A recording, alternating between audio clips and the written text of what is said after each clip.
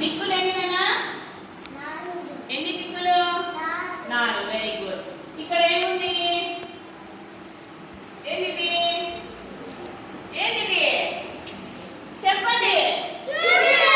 ఏంటిది? ఈ రెండు కొండల మధ్య ఏముంది? సూర్యుడికి ఎదురుగా ఎవరు నిలబడినారు అక్కడ? ఒక అమ్మాయి అంటే ఈ అమ్మాయి నిలబడింది అనుకుందాం, సరేనా? ఈ అమ్మాయి సూర్యుడికి ఎదురుగా నిలబడింది. సూర్యుడికి ఎదురుగా నిలబడినప్పుడు ఈ అమ్మాయి ముఖం ఎవరికి